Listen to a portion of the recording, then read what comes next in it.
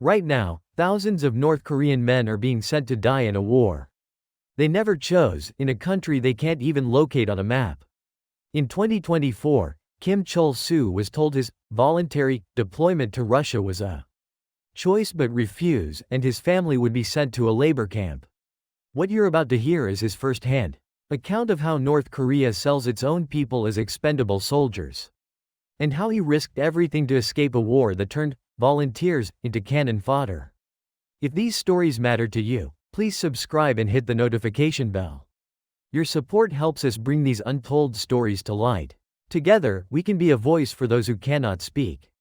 It all started in early winter of 2024, in a coal mining town called Musan. I was 39 years old. My name was Kim Chul-su. I'd been working at the Musan coal mine for 15 years. Musan County, North Hamgyong Province, not far from the Chinese border. Every morning, my mother would boil corn porridge. Rations had been cut off for 3 months. But we'd bought some corn from the market. My daughter Young-hee was 9. My son Myung-soo was 6. Every morning, they'd ask the same thing, "Is it rice today?" Myung-soo, "We only eat rice on holidays." My wife Soon-hee would stroke their heads as she said it. We had it better than most. As a coal miner, I got coal rations. Sell those at the market, and you could buy corn. The walk to the mine was always dark. I'd leave home at 5 in the morning. No street lights. After 15 years on the same route, I could walk it with my eyes closed. At the mine entrance hung portraits of Supreme Leader Kim Il-sung and General Kim Jong-il. Every morning we'd bow our heads. Thanks to the leader's grace, we will perform glorious labor today. Back then, I didn't question the system. My father had died in a mining accident 10 years earlier. All we heard was, glorious sacrifice for the motherland. No compensation. But I thought that was normal. That's what we'd been taught. Then came October 2024. I was walking home from the mine when I saw people gathered outside the Inmanban office. A black envelope had been delivered to Comrade Park's house. Battle death notice, someone whispered. Comrade Park was 5 years younger than me. His son had been in the military for about a year. We didn't know where he'd gone. Just heard it was a special mission. Park's mother was sitting in the yard, crying. My son, my son. The Inmanban leader spoke in a flat voice. Comrade Park Sung-ho died gloriously for the motherland and the people. The family should take pride. That was it. No explanation of where he died. How he died. A few days later, we heard Park's family ration card had been cancelled. Being a fallen soldier's family didn't mean special treatment. It made life harder. The following Saturday, people gathered again at the military mobilization office bulletin board. A new notice was posted. Volunteer recruitment for Russia deployment. Seeking voluntary volunteers. Special rations and rewards provided. Special treatment guaranteed for families. Young men stood around, talking. They say you get meat in Russia. If you die, that's it. But come back alive and you become a cadre. I walked past. I figured it didn't concern me, 39 with 2 kids. But that night, I thought about it. Park's death notice. The volunteer sign-up sheet. One announced death. The other looked like a choice, like hope. I didn't know then. Those 2 pieces of paper meant the same thing. 3 days after the death notice arrived, I headed to the market after work. I needed to sell some coal rations to buy corn. Musan market was the biggest in our area. Lots of Chinese goods came through. Fewer people than usual that day. Why's it so quiet? I asked a vendor I knew. She lowered her voice. Crackdown coming. Things are tense because of the Russia deployment. I sold my coal and bought 10 kilograms of corn. On the way home, I ran into Park's mother. Ma'am, hello. She was over 60. In 1 week, she looked 10 years older. Chul-su. She grabbed my hand. My Sung-ho. I don't even know where he died. Never saw the body. Her voice trembled. The notice just says, glorious death. Not where he fought. What his mission was. Nothing. I couldn't find words of comfort. But, he sacrificed for the motherland. That's all I could say. That's what we'd been taught. A few days later, more shocking news. Park's family rations had been completely cut. No special rations for a fallen soldier's family. The logic was, 1 soldier gone means 1 less person to feed. Park had 2 younger brothers. 25 and 20. With their older brother gone, the eldest became head of household. A week later, the eldest brother received a summons from the military mobilization office. Comrade Park Sung-min, volunteer for special duty. They called it volunteering. Everyone knew you couldn't refuse. I talked with my mining crew. Brother died, now they're taking the younger one. How's that family supposed to survive? When the mothers left alone. They said it wasn't like this during the Korean War. From what our grandfathers told us, back then at least, there was some compensation for fallen soldiers. Park's mother started selling noodles at the market. Over 60, kneading dough and making noodles from dawn. One day Soon-hee bought some of those noodles. I bought from Mrs. Park. She looked so worn out. The noodles tasted terrible. Poor quality flour. Barely seasoned. But we ate them all. Young-hee, Myung-soo. Finish everything. Soon-hee told the kids. Mrs. Park worked hard to make these. Can't waste them. Young-hee asked, Mom, where did Mrs. Park's son go? Soon-hee couldn't answer. I couldn't sleep that night. Comrade Park was my mining buddy. We'd worked together for 15 years. I remembered having drinks when his son joined the military. Chul-su, my Sung-ho's a soldier now. Proud, right? Park had smiled as he said it. A year later, his son came back as a black envelope. No one knew where he died. No one knew what he fought for. He left nothing for his family. That's when I first thought it. Dying in battle isn't glorious. It's just being thrown away. Outside my window, the mine lights glowed. The mine that never stopped, even at night. I'd worked in that hole for 15 years. My father died in that hole. Now Park's son had died in some hole somewhere. Who's next? That thought wouldn't leave me. The week after Park's eldest brother was taken, people gathered at the military mobilization board again. Mostly young men this time. Ages 20 to 30. Veterans who'd finished their service. I passed by after work. A young man held a volunteer form. If I fill this out, that's it. The mobilization officer nodded. It's voluntary. Only those who want to sign up. Everyone laughed at the word, voluntary. Bitter laughs. That evening was the Inmanban meeting. We had these life evaluation sessions every Saturday. But the mood was different that day. The Inmanban leader stood up. Comrades, the motherland is calling. Russia deployment is our republic's international duty. Then he read names of those who'd signed up. Comrade Ri Chul-ho, Comrade Kim Young-soo, Comrade Park Man-soo. Over 10 names. Just from our Inmanban. Across Musan County, probably hundreds. After the meeting, on my way home, a young man called out. Ri Chul-ho, 28, my junior at the mine. Brother, I signed up. Why? Chul-ho gave a bitter smile. They say in Russia you get meals 3 times a day. Meat too. Is that true? Don't know. But staying here means starving for sure. His family had it worse. Father bedridden with illness. Mother selling cigarettes at the market. 3 younger siblings. Barely enough to eat. And brother. Chul-ho lowered his voice. If you don't sign up, they mark you as problematic. Who says that? Everyone's saying it. If the motherland calls and you don't go, you're a disloyal element. I had no response. Next day at the market, the vendors were talking. All the young men in our neighborhood signed up. Don't sign up and the party marks you. Can't get a job. But if they go to Russia, will they come back alive? Park Sung-ho didn't. But Sung-ho got a notice. Volunteers are different, right? Hopeful rumors. Go to Russia and eat your fill. Come back alive and become a cadre. Special rations for families. But no one had confirmed any of it. I talked with the mining crew. Chul-ho signed up. 5 from our team alone. Everyone struggling to eat. An older miner sighed. Wasn't like this when we were young. During the Korean War, at least we knew why we were fighting. Now they don't even know why they're going to Russia. They're just being sent. I told Soon-hee when I got home. Chul-ho's going to Russia. Soon-hee looked shocked. He's only 28. What about his mother? Says he has no choice if he wants to eat. Soon-hee was quiet for a while, then asked. You're not going, right? I nodded. I'm 39. Father of 2. Then we're fine. But Soon-hee's eyes looked worried. That night, Young-hee asked. Dad, why isn't Mr. Park's son coming back? Well, Mom said he went to heaven. Where's heaven? Myung-soo chimed in. Is Dad going to heaven too? My heart sank. Dad's not going. I'll stay with Young-hee and Myung-soo. Young-hee grabbed my hand tight. Promise? Yeah, I promise. But I knew whether I could keep that promise. The sign-up sheet said, voluntary. But this system would eventually force everyone to sign. Like Park's eldest brother. Like Ri Chul-ho. Someday that paper might come for me too. The night sky was full of stars. Had Park's son died under those stars somewhere? Chul-ho would soon leave for somewhere under those stars. And someday, another black envelope would be delivered to someone's house. It was early November 2024. I was working at the mine when the party secretary called me. Comrade Kim Chul-su, come to the office. My heart dropped. Being called by the party secretary was never good. The military mobilization officer was there too. Sit down. The party secretary pointed to a chair. Comrade Kim Chul-su, how old are you?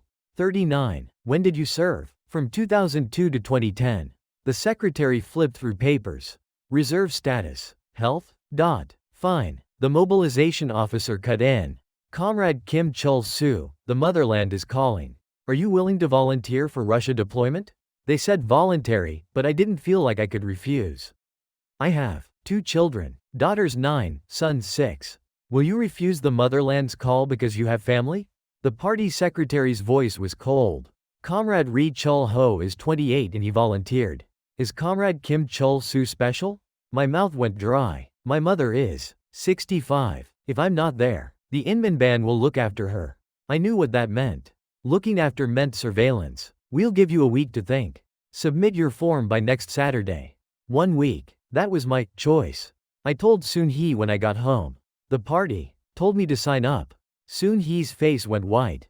Can't you refuse? If I don't, they mark me as problematic. Then, what do? We couldn't speak for a long time. Next day was the Inman band meeting. The leader stood up. A few people in our band still haven't signed up. Comrade Kim Chul-su, Comrade Choi Young-soo, Comrade Park Dae-ho. My name was called. Is age an excuse? Having family? The motherland demands devotion from all people. Everyone stared at me. After the meeting, a man named Choi Young-soo approached me. 42. Wife and 3 kids. Brother, I'm signing up tomorrow. Why? If I don't, they'll fire me from the mine. The party secretary said so. Cold sweat ran down my back. And did you hear? Don't sign up and you go to a labor detention camp. Labor detention camp. Worse than prison. People who went in rarely came out properly. I couldn't sleep that night. 2 choices. Sign up and go to Russia. Don't sign up and go to a labor camp. Park's son was taken without a choice. Ended with a death notice. Ri Chul-ho signed up to survive. Choi Young-soo would sign up fearing he'd be fired. And I would sign up fearing the labor camp. This is voluntary? Next day I went to the market. The vendors were talking again. Mr. Choi signed up. He's over 40? Don't sign up and you're marked disloyal. Even your kids suffer. What kind of voluntary is this? One woman whispered quietly. It's like during Japanese colonial times, when they took people for forced labor. Everyone went silent. They knew you couldn't say that out loud. I went home. Young-hee and Myung-soo were playing in the yard. Dad, Myung-soo ran over. Dad, we had corn porridge today. Young-hee grabbed my hand. Dad, you'll be here tomorrow too, right? Yeah, of course. But my voice was shaking. In 1 week, I had to submit the form. The form said, I volunteer for Russia deployment of my own free will. Free will? What a joke. Don't sign and go to labor camp. Don't sign and your family suffers. Don't sign and you're disloyal. Where's the voluntary in that? That night I asked my mother. Mother, when father died at the mine, did he have a choice? Mother shook her head. No. If they said go to the mine, you went. If they said die, you died. It's still the same. Yes. Nothing's changed, Chul-su. Tears welled in mother's eyes. Lost your father, now you too. I couldn't say anything. Saturday was approaching. There was no standard for choice. Because choice itself didn't exist. Saturday morning came. I walked to the military mobilization office. The form was in my hand. I volunteer for Russia deployment of my own free will. Kim Chul-su. My handwriting. The officer took the form and stamped it. Departure in 2 weeks. Prepare yourself. 2 weeks. That's all I had left. On the way home, I ran into Ri Chul-ho. Brother, I'm leaving in 2 weeks too. Me too. Chul-ho smiled bitterly. Even you, brother. You're 39 and they're still sending you. No choice. We stood in silence for a while. Brother, in Russia, can we come back alive? I couldn't answer. When I got home, Soon-hee was hanging laundry in the yard. You're back? Yeah. Did you submit it? Yeah. Soon-hee dropped the laundry and sank to the ground. Leaving in 2 weeks. Soon-hee started crying. Silently, just her shoulders shaking. Mother came out. Chul-su. Mother, I'm sorry. Your father. It was the same. Mother took my hand. Couldn't say anything then either. Just sent him off. And never again. Mother couldn't finish. 2 weeks flew by. I told Young-hee. Young-hee, Dad has to go away for a while. Where? A place called Russia. When will you come back? Soon. Young-hee hugged my neck. Dad, you had to keep your promise. You said you'd stay with us. My heart was tearing apart. Myung-soo was too young to understand. Dad, bring me a present. Okay, I'll bring you one. But I knew whether I'd even be able to come back. The night before departure, Mother gave me a bowl of rice. Take this with you at least. Mother, where did you get this? Been saving it. Eat it when things get hard. Sell it at the market and it could buy a month's worth of corn. Soon he mended some socks for me. It'll be cold. At least take these. I couldn't say anything. Departure morning. People gathered at Musan station. Volunteers and their families. Chul-ho's mother was crying. Choi Young-su's wife was crying. Everyone was crying. The train pulled in. Boarding. Get on. I hugged Soon-hee and the kids. I'll be back soon. Be careful. Young-hee wouldn't let go of my hand. Dad, don't go. Young-hee. The officer shouted. Kim Chul-su. Hurry up. I pulled Young-hee's hand away and got on the train. The train started moving. Outside the window, Soon-hee and the kids waved. Mother just stood there, like when she sent father off. As the train moved away, the Musan mine smokestack grew smaller. Where I'd worked for 15 years. Where father died. I might never see it again. The train was quiet. About 100 men on board. No one spoke. Everyone just stared out the window. Chul-ho sat next to me. Brother, I'm scared. Yeah, Park Sung-ho. Where did he die? Don't know. Will we end up the same? I didn't answer. The train rolled north and north. We crossed the Russian border. Landscape I'd never seen. Endless plains. Snow-covered fields. After 3 days, we arrived at a military base. Get off. Russian words. An interpreter translated to Korean. We lined up. A Russian officer looked us over. These are the North Korean soldiers? The interpreter said something, but we couldn't understand. We entered the barracks. There were beds, blankets. 1 week of training here, then you go to the front. The front. Everyone froze at those words. First night, Chul-ho asked. Brother, do they really give us food? They will. Meat too? Probably. But I knew. Getting food and meat didn't mean you'd come back alive. Park's son probably ate food. And died somewhere. Second day. An officer came in and spoke. Kim Sung-il, Park Chul-su, Ri Myung-ho. Killed in action yesterday. 3 men. People who'd come with us. They hadn't even reached the front yet. Already dead. Training accident. Families will be notified. That was it. Chul-ho was trembling. Brother. We too. Stay quiet. I grabbed Chul-ho's shoulder. But I was trembling too. Couldn't sleep that night. Thought of my home in Musan. Thought of Soon-hee, Young-hee, Myung-soo. Thought of mother. And I wondered, why am I here? Who am I fighting for? What am I dying for? No answer. The week of training ended. We were loaded onto trucks heading to the front. Didn't know where. Just north. And north. In the truck, Choi Young-soo spoke. This is Ukraine. Ukraine? Russia's at war with Ukraine. We're in that war. He couldn't finish. We're North Korean. We don't even know where Ukraine is. Yet here we were, sent to fight. We reached the front. Explosions sounded. Smoke rose in the distance. The Russian commander gathered us. You'll be deployed to the front line. The interpreter translated. Front line? Chul-ho asked. The most dangerous place. The officer said coldly. That night, we entered the trenches. Cold, dark, terrifying. Chul-ho was shaking. Brother, I'm scared. Me too. I want to go home. I couldn't answer. Second day. 10 men from our unit died. Shelling. Nowhere to take cover. Third day, 7 more died. Fourth day, 5. In 1 week, 30 out of 100 were dead. Chul-ho said. Brother, this isn't war. Then what is it? They're just killing us. I knew he was right. The Russian army was using us as cannon fodder. They sent us to the most dangerous spots while Russian soldiers stayed behind. And North Korea had sold us to Russia. One night, the officer read a new list of names. Park Chul-min, Kim Young-soo, Ri Chul-ho. Killed in action. Chul-ho. Chul-ho, who'd been next to me. Dead. Went out on patrol during the day. Never came back. I cried that night. 28 years old. A young man who signed up to survive. A son whose mother was selling noodles and waiting. Now he'd return as a black envelope. Choi-young-soo said, "Brother, now I understand." What? Death notices and volunteer forms. They're the same thing. Death notice means forced death.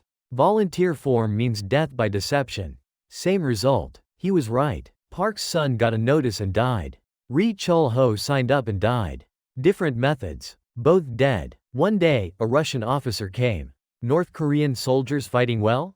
The interpreter asked. We didn't answer. The officer laughed. "They're expendable anyway. No need to conserve them." Expendable. That word stuck in my ears. We weren't people. Not even bullets or shells. Just expendable. That night I thought, why did North Korea send us?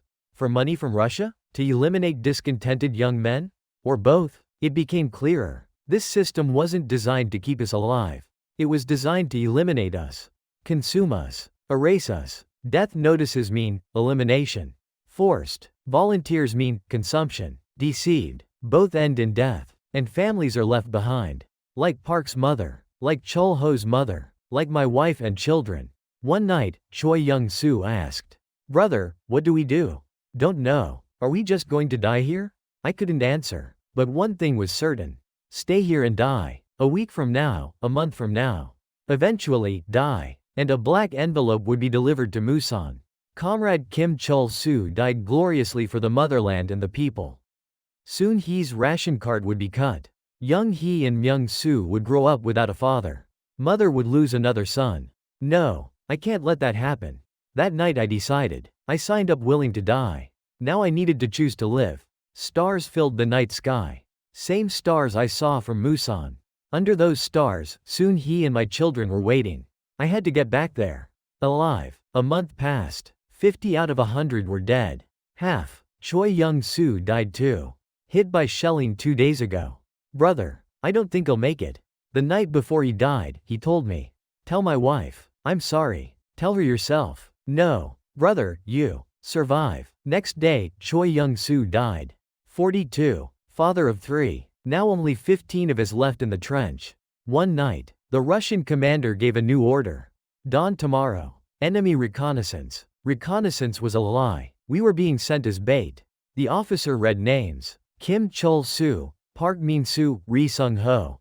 5 total. My name was called. In that moment I knew. Tomorrow I'll die. Couldn't sleep that night. Saw Young Hee's face. "Dad, you have to keep your promise." Heard Myung-su's voice. "Dad, bring me a present." Saw Soon Hee crying. Saw mother standing, like when she sent father off. No. I got up. Walked out of the trench. The Russian guard on watch was dozing. My heart pounded like crazy. Now, I walked quietly. Into the darkness. Into the darkness. I looked back. The trench was getting farther away. My legs shook. If they hear gunshots, it's over. If they chase me, it's over. But I kept walking. Walked for maybe an hour. A voice from behind. "Stop right there." Russian. I started running. Gunshots. Bang, bang, bang. Bullets whizzed past. I dove into the forest. Between trees. Through bushes. Hands torn. Face scratched. But I kept running. How long did I run? The sounds behind me stopped. I hid behind a tree, catching my breath. My heart felt like it would explode. I'm alive. For now. But this was just the beginning. Middle of Russia. Alone with nothing. No map. No money. No food. But I knew one thing. Go east and you hit China. I moved only at night. During the day, I hid in the forest. Ate berries. Drank from streams. Third day, I found a village. A Russian village. I approached carefully. Searched through trash. Looking for food. Found a piece of bread. Moldy, but I ate it. A week passed. I kept walking east. Blisters on my feet. Burst. Bleeding. But I couldn't stop. One night, I found train tracks. A freight train was passing. I ran and jumped. Grabbed onto a cargo car. My hands slipped, but I held tight. Let go and I die. Let go, and I'll never see Young Hee. The train rolled east. Hung on for 2 days. My hands went numb. The train stopped at a station. I got off. Looked at the station name. Russian letters I couldn't read. But I saw a sign in the distance. Chinese characters. China. Near the border. That night I crossed the border. There was barbed wire, but I dug underneath. Hands torn, clothes torn, but I made it. Chinese soil. For the first time, I felt safe. I collapsed right there. Cried. I'm alive. I'm alive. First time in a month I felt relief. But I knew. This wasn't the end. This is China. They catch North Koreans and send them back. Sent back to North Korea, I'd be publicly executed. I'm a deserter. I got up. Had to keep going. South. To South Korea, where Soon-hee, Young-hee, and Myung-soo are. That night I looked at the stars. Stars from Musan. Stars from the Russian front. Same stars. Under those stars, my family waits. I started walking again. The road home. Still far, but I couldn't give up. If only I'd gotten a death notice. At least my family would have gotten rations.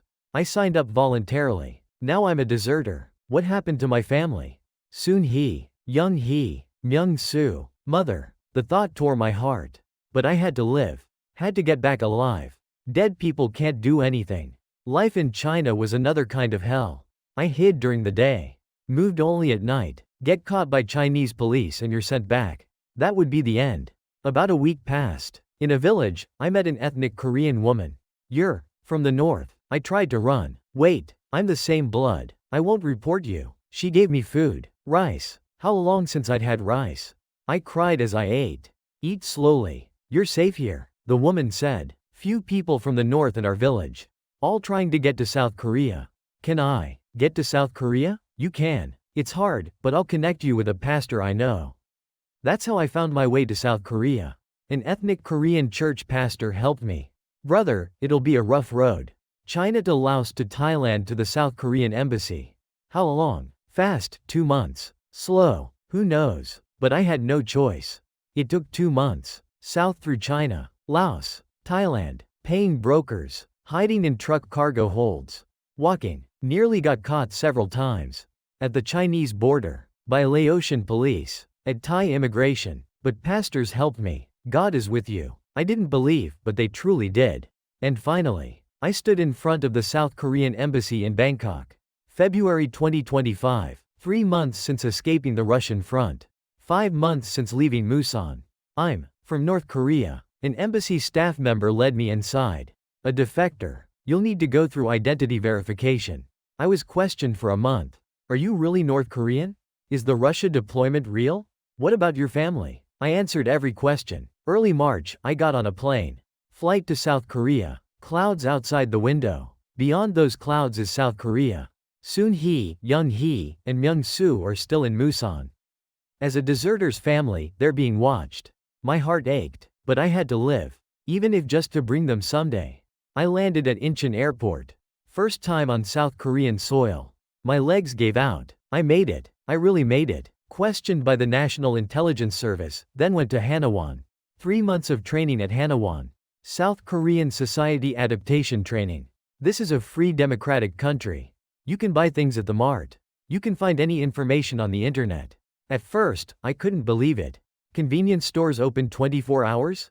You can see North Korean news on the internet? Rice piled like mountains at the mart? Even seeing it, I couldn't believe it. This is real. Left Hanawon in June and settled in Seoul. Got a small studio apartment. With 15 years of mining experience, I started working construction. Hard work, but I got paid. My money. I could buy what I wanted. Freedom. One day, I went to a mart. Rice, meat, fruit. I bought a bag of rice. Went home and cooked. Rice. White rice. The rice Young-hee asked about every morning. Eating alone, the rice wouldn't go down. Young-hee, Myung-soo. Tears fell. At night I searched online for North Korean news. News about Russia deployment appeared. North Korea deploys thousands to Russia. Battle deaths mount, family rations cut. Deserters' families sent to political prison camps. My hands shook. What happened to Soon-hee? The kids? Mother? Couldn't sleep. Next day, I went to a defector counseling center. Can I bring my family? It's difficult. Deserters' families are especially watched. But still. First, save money. Broker fees are expensive. I worked more. Construction during the day. Convenience store night shifts. Slept 4 hours a day. Saved money. To bring my family. Now it's December 2025. 9 months since coming to Korea. I'm still adjusting. My accent is different. People have trouble understanding me. Food tastes different. Lots of seasonings we didn't use in the north. But we're the same people. If unification happens someday, can I meet Soon Hee and the kids without shame? Can I step on Musan soil again? Can I visit mother's grave? I hope our generation sees unification. At night I look out the window. Stars in Seoul's sky too. Stars from Musan. Stars from the Russian front. Same stars. Under those stars, my family still waits. They're waiting. I won't give up. The people who signed up and went to the front. Ri Chul-ho, Choi Young-soo. All those people. All dead. Only I survived. Defection I didn't choose. Some might say I ran away. But I'm alive. And I remember. Death notices and volunteer forms two pieces of paper that meant the same thing.